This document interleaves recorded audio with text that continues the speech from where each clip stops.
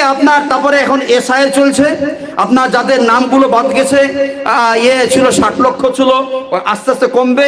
এবার যাদের শেষ পর্যায়ে যাদের ঠেকবে, তো তারা যে আবার ভোটার তালিকায় নাম তোলাতে পারবে কি পারবে না তার কোনো ঠিকানা নাই। আসামে এনআরসিতে বহু লোকের নাম বাদ গেছে। একজন লোক বলছেন যে আমার নামটা বাদ গেছিল, বৈধ নাগরিক, ভোটার লিস্টে নাম তোলাতে আমাকে আসাম থেকে দিল্লি, আসাম থেকে দিল্লি, দিল্লি থেকে আসাম, মানে সুপ্রিম কোর্টে বারবার হাজিরা দিতে হয়েছে। হাজিরা দিতে দিতে দিতে কয়েক বছর কাটলো, আর আমার খরচ হলো 6 লক্ষ টাকা। ভোটার লিস্টে নাম তুলতে কত খরচ হলো? 6 লক্ষ টাকা। সেই দিন আসছে আপনার, এখনো আসবে। যাদের নাম উঠে গেছে ভাবছেন খুব ভালো আছে, কিন্তু যাদের বৈধ নাগরিকদের নামগুলো উঠবে না, এগুলো কিন্তু অমুসলিমদের হবে না, আমাদেরই হবে। দেখুন সামনের দিন আসছে, যাদের নামগুলো উঠবে না তাদের যে কি দুর্গতি হবে সেদিন বুঝতে পারা যাবে। তো এইভাবে নানান চক্রান্ত করে যারা নাগরিক, বৈধ নাগরিক, নানান কৌশলে আপনার জেলে ভরা হচ্ছে। বৈধ নাগরিক নামটাকে আপনার ভোটার লিস্টে উঠাবে না, তাকে দ্বিতীয় ক্যাটাগরির নাগরিক বানাতে চাইছে, একটা চক্রান্ত চলছে। তো এই সমস্ত পর্যায়ের লোকগুলোকে, এই সমস্ত সমস্যার শিকার লোকগুলোর পাশে দাঁড়ানো। বলুন, একটা লোক যদি আপনার টোটো চালক হয় আর তার নাম তোলাতে যদিও আসামের ওই লোকটার মতো 6 লক্ষ টাকা খরচ করতে হয়, তাহলে তার যে জমিটা কিনেছিল আপনার বাড়ি করার জন্য, সেটা তো বিক্রি করতে হবে, তাই নাই? আর না হয় মরে গিয়ে কবরে চলে যেতে হবে আপনার ওই 3 হাত কবরে। বাকি এখানে যদি থাকতে চায় তাহলে নামটাকে তোলার জন্য অত টাকা খরচ করতে হবে। তো ওই সমস্ত লোকেদের জন্য খরচ করা ফাক্কু রাকাবার মধ্যে পড়বে। আসবে সামনের দিনে বুঝতে পারবেন, তখন এগুলো পড়বে। তো আল্লাহ তাআলা বলছেন গোলাম আজাদ করা, যে সমস্ত মানুষকে বন্দি বানানো হয়েছে, জেলখানায় রাখা হয়েছে, সেই সমস্ত লোকদেরকে সাহায্য করা অর্থ দিয়ে, 1 নম্বর কাজ। দ্বিতীয় কাজ হচ্ছে কি, আও ইতআমুন ফি ইয়াউমিন যী মাসগাবা, দুর্ভিক্ষের দিনে মানুষকে খাবার দান করা। যখন খাবারের হাহাকার লেগে গেছে, খাবারের হাহাকার ফিলিস্তিনে লেগে আছে, খাবারের হাহাকার এখন লেবাননে নতুন করে শুরু হচ্ছে। ফিলিস্তিনের আগে যে অবস্থা হয়েছিল সে অবস্থা ইসরায়েল এখন লেবাননের সঙ্গে করছে। খাবারের হাহাকার কিছুদিন পরে আপনার ইরানও শুরু হবে, ইরানও শুরু হবে। তো এই হাহাকার আমাদের এখানে লকডাউনের সময় তো হয়েছিল, তো তাই না? খাবারের হাহাকার কি অবস্থা ছিল আমাদের? টাকা থাকতে খাবার নাই, আপনার দেহ ঠিক আছে, কাজ করতে পারছে না, কি অবস্থা ছিল? আমরা খাদ্য দান করেছি। আমি সেই সময়কার কথা বললাম, এক মহিলার কথা, 5 সন্তানকে নদীতে ভাসিয়ে নিজেও ভেসে গেছিল খাবারের কারণে। তো এই সংকটময় পরিস্থিতিতে আল্লাহ কি বলছেন, আও ইতআমুন ফি ইয়াউমিন যী মাসগাবা, দুর্ভিক্ষের দিনে মানুষকে খাবার দান করা, এ হচ্ছে একটা আমল। এরপর আরেকটা আমলের কথা বলছেন, ইয়াতীমান যা মাকরাবা, যারা নিকটাত্মীয় ইয়াতীম, যাদের বাবা মারা গেছেন, আমার চাচাইতো ভাই মারা গেছে, তার সন্তানকে লালন পালন করা। আমার নিকটাত্মীয়, তোমার চাচাইতো ভাই, আমার কি বলছে, বাড়ির পাশে একজন মারা গেছে, তো আমি বেঁচে আছে, আমার সন্তানদের জন্য ঈদের রকমারি খাবার হলো, রকমারি পোশাক হলো, আর আমার জানা একজন ব্যক্তি সে মারা গেছে, তার পরিবারের কি হলো? তারাও কি আমার মতো খাবার তৈরি করতে পেরেছে বা আপনার পোশাক করতে পেরেছে? এই ভাবনাটা আমার দরকার ছিল। আও ইয়াতীমান যা মাকরাবা, আল্লাহ তাআলা বলছেন যে এমন ইতিম, যে ইতিমগুলো তোমার নিকটাত্মীয়।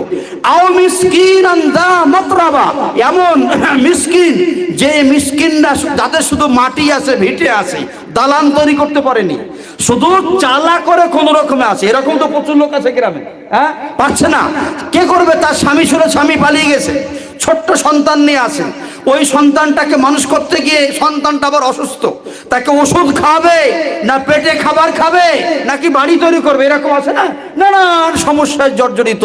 এগুলো আপনি দেখতে পাবেন না। এগুলো যাদের টাকা পয়সা হয়েছে, 2 তলা 3 তলা 4 তলা বাড়ি হয়ে গেছে, যাদের মাঠে জমি কেনার আপনার ঝুঁক উঠে গেছে, যার 2 তলা বাড়ি হয়েছে, এবার আপনার প্লাস্টারের ঝুঁক উঠেছে, প্লাস্টার হলো পুটিং করা ঝুঁক যাদের হয়ে গেছে, ওরাই সমস্ত লোক দেখতে পাবেন। আপনাকে গ্রামের এপাড়া থেকে ওপাড়া খুঁজে খুঁজে দেখবেন, প্রচুর লোক পাবেন, প্রতিটি গ্রামে আছে।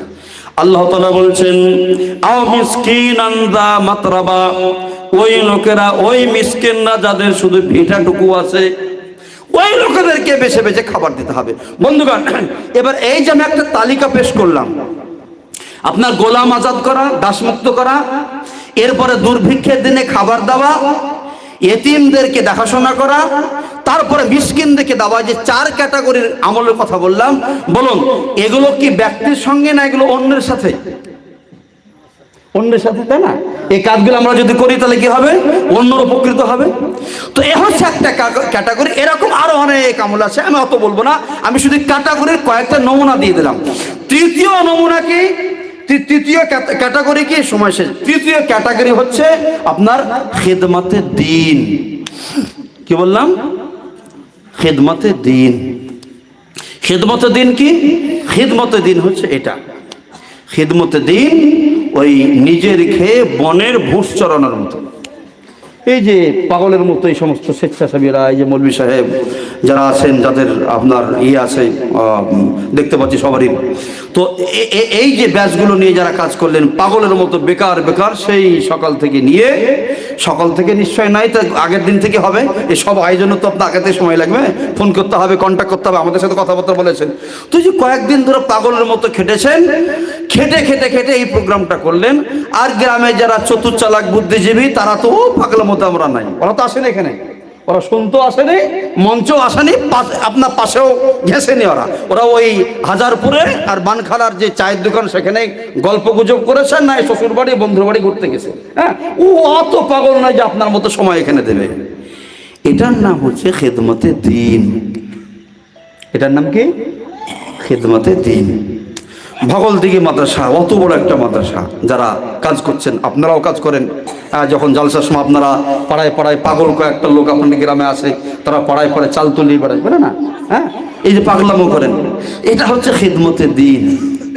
আর যারা চতুর্চালাক, ও সব কাজে নাই, মৌলবীদের টাকা তুলবো দিব, মৌলবীদের পেট ভরবে, পরে ছেলে পড়বো, সব আমরা হাতে নাই। যারা বুদ্ধিমান তারা খুলবে মিশন, নাকি মৌলভী সাহেব? যারা বুদ্ধিমান তারা খুলবে কি? মিশন খুলে ওখান থেকে আপনার টাকা ইনকাম করবে। আর যারা বোকা তারা খুলবে মাদ্রাসা, কোনো ইনকাম নাই, কিচ্ছু নাই, সেখানে লোকের আপনার ভূত মানুষ করবে। যারা বোকা তারা একাজ করবে, আর বুদ্ধিমানরা খুলবে মিশন, টাকা দিয়ে পড়বে, টাকা দিয়ে সবকিছু করবে। তো এটাই হচ্ছে দিনের খেদমত।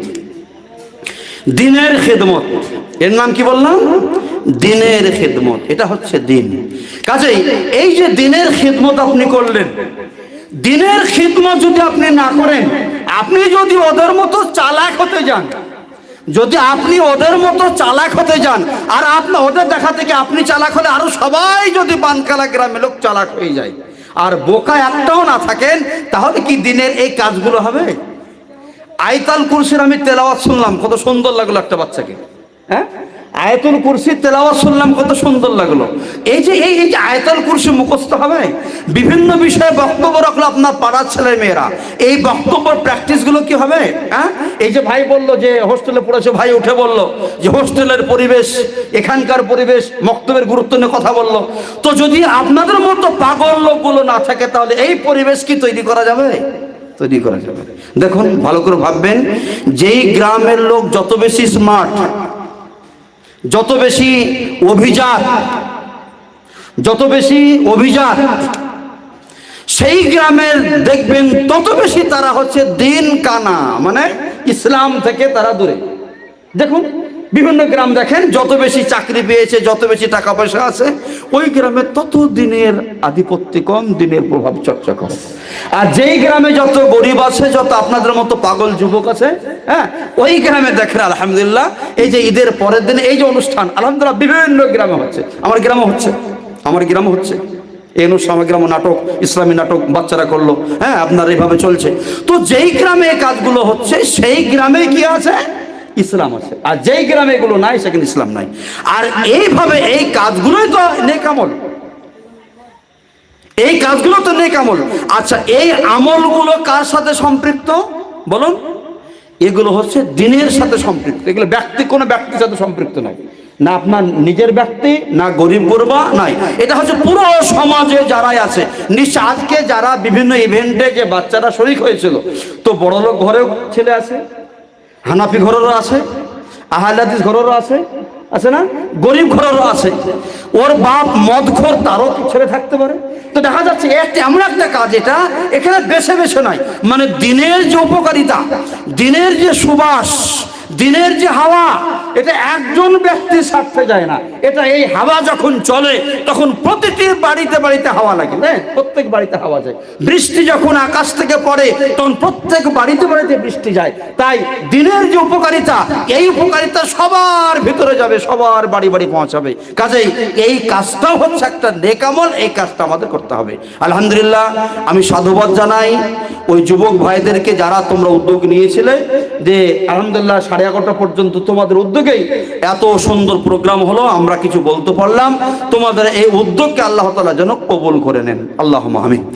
আমি পরিশেষে আপনাদেরকে আবার স্মরণ করিয়ে দেব, আমি প্রথমে কি বলেছিলাম, আমাদের গন্তব্যস্থল কোথায় ভাই?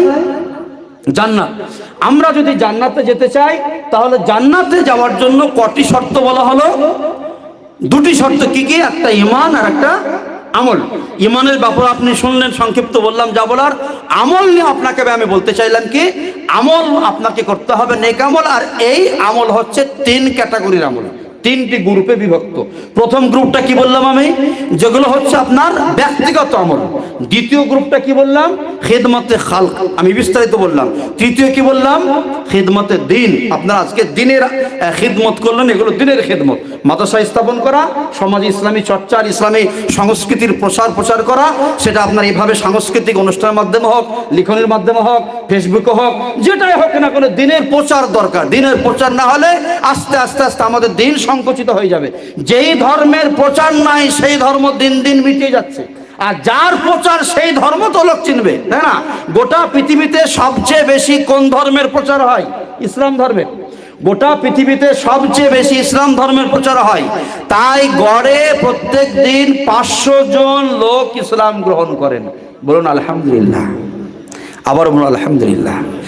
প্রত্যেক দিন গড়ে 500 লোক ইসলাম গ্রহণ করছে। কিন্তু হিন্দু ধর্মে যদি যান, তাহলে প্রতিদিন কজন গ্রহণ করছে কোনো তাদের তথ্য নাই। খ্রিস্টান ধর্ম নাই, ওখান থেকে লোক পালিয়ে আসছে, ইহুদি থেকে পালিয়ে আসছে, খ্রিস্টান থেকে, হিন্দু ধর্ম থেকে পালিয়ে আসছে, হ্যাঁ। আর ইসলাম থেকেও পালাচ্ছে, কিন্তু ইসলাম থেকে যারা পালাচ্ছে তারা সুবিধাবাদী, স্বার্থের জন্য পালাচ্ছে। আর নিঃস্বার্থভাবে যারা আসছে, সে ধর্মটা কোন ধর্ম? ইসলাম ধর্ম। এই ইসলাম ধর্মে মানুষ আসবে তখনই যখন আমি আপনি এভাবে ইসলামের প্রচারগুলো করব। ইসলামের প্রচারগুলো আমরা যদি না করি, তাহলে কিন্তু লোক জানতে পারবে না। বন্ধুগণ, গোটা পৃথিবীতে ইসলামের প্রচার আমরাই করছি, মুসলিম সমাজই করছে, যুবকরাই করছে। আপনার এখানে তো কোনো বাধা নাই, কিন্তু উত্তরপ্রদেশের যুবকরা তারা আপনার জানের ঝুঁকি নিয়ে প্রচার করছে ইসলামের। আমাদের পশ্চিমবাংলায় বাধা কিছু আছে? এখানে বাধা নাই। গুজরাটে বাধা আছে, রাজস্থানে বাধা আছে, আপনার আরো বিভিন্ন জায়গায় বাধা আছে। তারা বাধাকে উপেক্ষা করেও তো ইসলামের কাজ করছে। তো আমাদেরকে আরো বেশি করা দরকার। আমরা যত বেশি ইসলামের প্রচার করব, তত 3 ক্যাটাগরির আমাদেরকে আমল করতে হবে। আমি পরিশেষে আল্লাহর কাছে দোয়া করি, হে আল্লাহ, 3টি ক্যাটাগরির যে কথা বললাম, 3টি আমলের গ্রুপের কথা বললাম, আমরা সবাই যেন 3টি গ্রুপের আমল করতে পারি। আমরা কোনোটাতে লেটার মার্ক, কোনোটা আপনার 5 নাম্বার, কোনোটাতে আমরা হয়তো 2nd ডিভিশনের নাম্বার তুলবো, এ বি সি যেভাবে বর্তমান ভাগ করে দেওয়া হয়েছে। কিন্তু আমাদেরকে প্রত্যেকটাতে 5 নাম্বার তুলতে হবে। মা এবং বোনদেরকে বলছি, বিশেষ করে আপনাদেরকে বলবো শেষ কথাটা, যে এই যে খিদমতে খালকের কথা বললাম, খিদমতে খালকে বলে আমি আমার মমিনাবাদের গ্রামের কথা বললাম, যে আমার গ্রামে 2টো মায়ের কথা বললাম, বেটার কাছ থেকে খেতে পাচ্ছে না। তো আমি মনে করছি বানখালাতে বেঈমান কেউ না, এখানে সব মাই মনে হয় খাবার পায় বেটার কাছ থেকে। সবাই ভাই, আলহামদুলিল্লাহ, খুব ভালো কথা। যে আমি জানি না, মনি শব্দ বলেন পাই, যে পাক চাই, এটা সব মা যেন সন্তুষ্ট থাকে আপনার ছেলেদের উপরে। আর মায়েদেরকে বলছি, যদি কোনো মা খাবার না পায় ছেলের কাছ থেকে, তার জন্য কিন্তু দায়ী কে? কার কারণে পায় না? ওই বাড়ির বৌমার কারণে পায় না, তাই নয় কি? বৌমাটা, মানে আপনি আপনার স্বামীর মাথাটাকে এমন করে খেয়ে ফেলেছেন, আপনি আপনার স্বামীর মাথাকে এমন ভাবে খেয়ে ফেলেছেন যে আপনার ওই লাগান ভাঙানের কারণে আপনার স্বামীর কাছে সবচাইতে শত্রু তার বাপ, মা, তার বোন, তার ভাই হয়ে গেছে। আপনি আপনার স্বামীকে এমন ভাবে ওই মাছি মারার যে মিষ্টি বিষ মাথায় কানে ভরে দিয়েছেন, যার কারণে আপনার মা, আপনার বোন, মানে আপনার স্বামীর শাশুড়ি আপনার স্বামীর শালি, আপনার স্বামীর শালা একজন আপনজন হয়ে গেছে। তো এই ব্যক্তিটা যদি এভাবে মাথা নষ্ট হয়ে যায়, তো দায়ী কি হলো? দায়ী হলো আপনার বৌমাটা, আপনি দায়ী হলেন। আর আপনার কারণে যদি আপনার শাশুড়ি ভাত ছাড়া হয়, শ্বশুর ভাত ছাড়া হয়, আপনার স্বামীও জান্নাতি হতে পারবে না, আর আপনিও জান্নাতি হতে পারবেন না। আপনার কারণে যদি আপনার স্বামী সব কিছু আমল করার পরে আপনার স্বামীর কানে কথাগুলো দেন, আপনার মাকে ভালোবাসুন, আপনার বোনকে ভালোবাসুন, আপনার ভাইদেরকে ভালোবাসুন, সবার সাথে সঠিক সম্পর্ক রাখুন, এই ভাবনা নিয়ে আপনার স্বামী যদি সবার সাথে সম্পর্ক ঠিকঠাক রাখে, তাহলে খিদমতে খালকের কাজটা হবে। আমি মনে করি খিদমতে খালক করার সবচাইতে বড় যাদের উদ্যোগ থাকা দরকার তারা হচ্ছে মহিলারা। মহিলারা যদি এই জায়গাতে তৎপর হয়, তাহলে পুরুষরাও তৎপর হতে পারবে। কাজে আসুন মহিলাদেরকে বলে আপনারা সজাগ হন। সজাগ হওয়ার পরে এইভাবে আমরা 3 প্রকারের যে আমলের কথা বললাম, 3 প্রকারের আমলে আমরা যেন সবাই শরীক হতে পারি।